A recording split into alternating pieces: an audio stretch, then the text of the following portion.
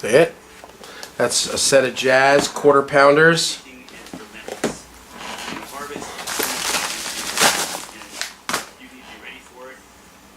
And a P bass quarter pounder. You know, I listen to a lot of clips and I just kind of like the quarter pounder. I really like the Fralin too, but you know, it started with me seeking it out for the jazz, and there was just something kind of like hi-fi and expensive about the Fralin that was nice, but I just kind of like the stank of the quarter pounder. So we're working on our bass sound here. So here, this is a brand new Mexican P, the old $600 P, and it plays great, and it seems to sound really nice. But there's a there's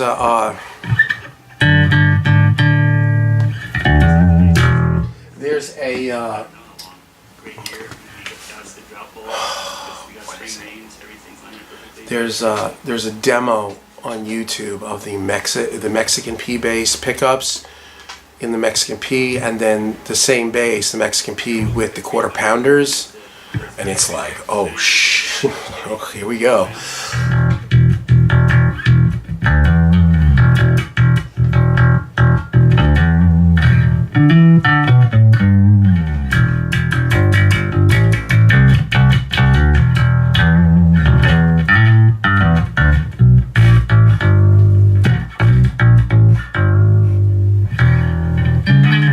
Yes, I'm a guitar player playing bass. And that's full volume, full tone.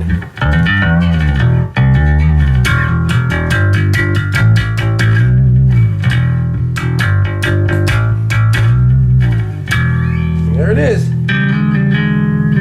It's a mid-80s Fender Jazz. I just loved it. It's just like, it's just ridiculous. It's so cool. And it had some buzzing. I thought, oh well, I'll go fix it. And I took it to my tech, and he's like, dude, there's a big problem. There's a huge hump here on like the 14th to 20th fret. He said, I can't fix it. So the only thing you can do is completely plain flat the fretboard and refret it. Actually, no, I took it to some dude I didn't really know. He told me that. I'm like, whoa, forget that. I'm bringing it over to my buddy, Rob Sharer. Because Rob was busy at the time, and I was like, went to somebody else. I thought that it was just going to be like, tick, tick, tick. And I know all this stuff. I used to be a guitar repairman, but I've gotten to a place where I just soon have other people do it. So it's like $500 for this fret planing. I think he ended up charging me like fretboard flat and reflattening, refret, and then refinishing the fretboard, because the fretboard has this like beautiful satin finish. It took him a while to do it too, because it was raining all the time, and it was like he didn't want to start it till it stopped raining so it would dry, whatever. Finally I get it back, plays beautifully. Now, it's been sitting here for like a year. I don't play it that much because we're not doing. I haven't been making a lot of records. I've been doing a lot more mixing and tracking vocals and guitars. But now I got a slew of records, and I got to kill this thing. So I pick it up like 2 days ago, and I realize like the whole thing is just buzzing. Listen to that. It's terrible. It's just like, oh, you're kidding me, right? Listen. There's like. It sounds like there's springs in there. I don't know what the hell's going on, but I'm like, oh my god, you're killing me. And I'm in the midst of, I'm like, because I recorded this against the Mexican P, and the Mexican P was just like so much better, so much fuller, which I know a P's more than a jazz, but it was like, I got to do something with this jazz. And that's how the pickup journey started. I started listening to all these different samples of, you know, all of them, Bartolini's, Fralins, you know, you name it, all of them, Lawlers, and there's one in particular that's really good. He plays them all, and I just like the quarter pounder, man. I mean, I've been a Duncan guy since the '80s, for 30 years. You know, the old JBs and my Strats, you know, back my Van Halen thing. And then I popped on and that's with the jazz, and then I popped on, and there was a comparison of the quarter pounder with the Mexican bass, or that bass, with the stock pickup, then with the quarter pounder. And I'm like, you know what? I'm just going to order 2 of them. I called Seymour Duncan, talked to him on the phone about 10 minutes. Like, I don't know. You start reading like, split coil, this coil. Like, I don't freaking know. I just want a bass, I just want a bass sound. So they were really helpful. I ordered them, and they just arrived. Bo, stop it. He wants to just eat everything in the studio. So this guy needs a little bit of love. But I talked to Rob Shari yesterday. I'm like, listen, man, I mean, is this going to be cool? Is this bass cool? Is it just, the neck straightened out too much? He's like, he says, it is. He says, because the bass is good and the fret job is perfect. I mean, Rob Shari is a genius. So he's like, don't worry about it. Just, take it in, have them do their thing, or you do it yourself. But I'm just over like fixing my own shit, my own stuff. Sorry about that. So now we're going to hit the jazz, so that we can, then when we put the Duncan in and the whole deal, we can hear the difference. Now with the jazz, I usually like to roll back the volume on the, a little bit on that bridge pickup. But you know what? For this purpose, I'm just gonna have everything on 10, which sounds like Miami Vice bass lines. Too much.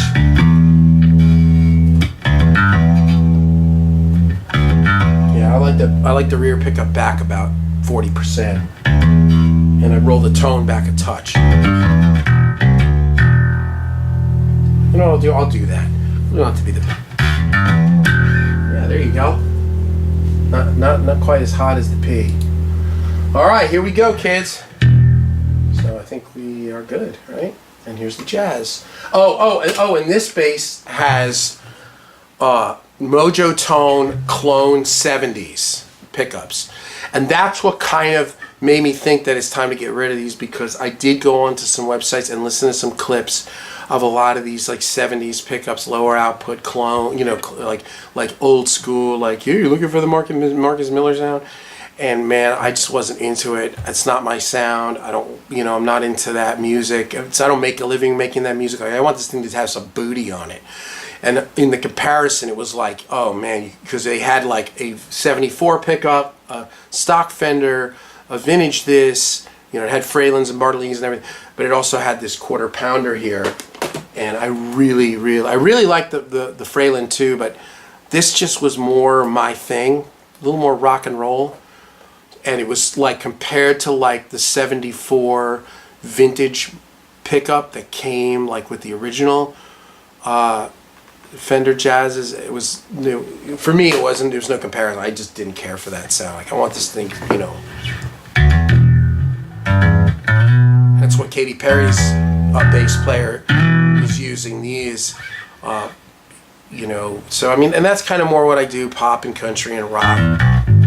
All right, here we go. So it's got Mojo Tone Clone 70 pickups, and I just think that they just sound too vintage or too, I don't want to say anything negative, but we're stepping it up.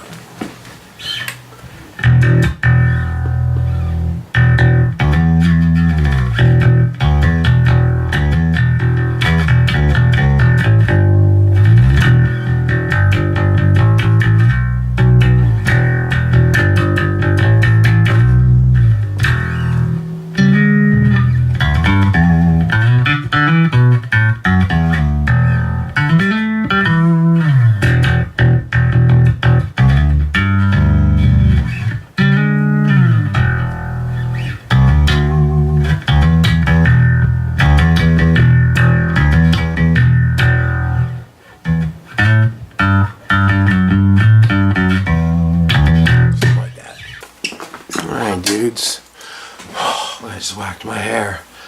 I'll make it work. It's a little funky right now. Anyway, I just picked these up. Man, these dudes at East Side Music here in Nashville, they're incredible. They did everything, and in like one day. This is the next day. I mean, they did it last night, and I came and got it, and they fixed the jazz. The jazz is insane. They came out and talked to me about it. Anyway, here's the P, all set up, fresh roto sounds with quarter pounders. So here we go. That's way loud. louder. Oh man. Actually, let me listen to the beginning of this. Yeah, it's just a little stabby.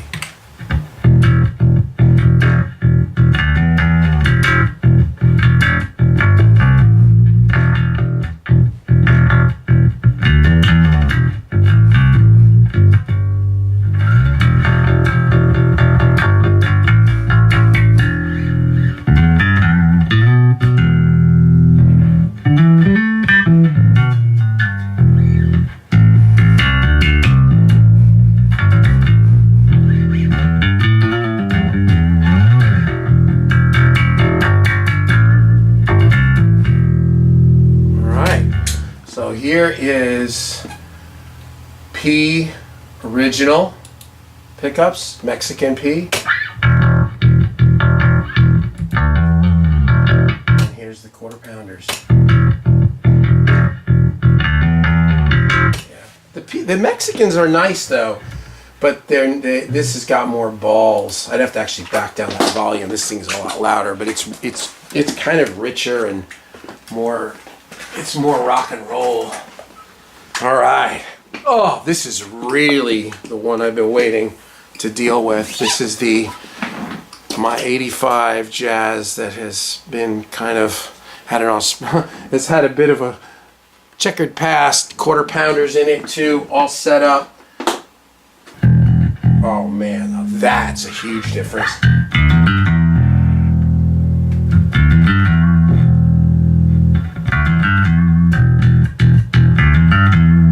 Wow.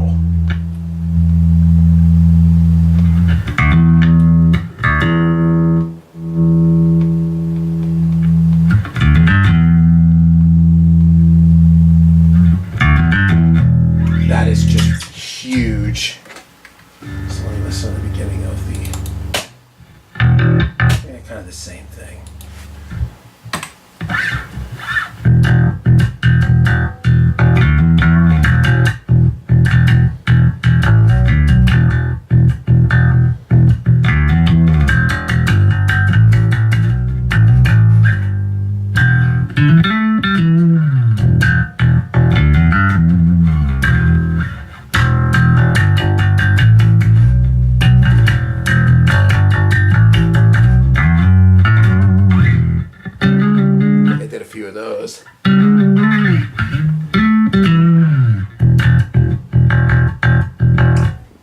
Okay, so here, oh man, here's the original Jazz. And a quarter pounder. Oh, it's not even close. Yeah, this is huge. This is huge. I am so stoked. So what I'll do is I'm leveling these off a little bit by eye, and I'll bounce these out and embed them in the video, so you guys will be able to kind of check them out. But yeah, so I'm trying to get them. That's the old Jazz. Oh man, I'm so happy.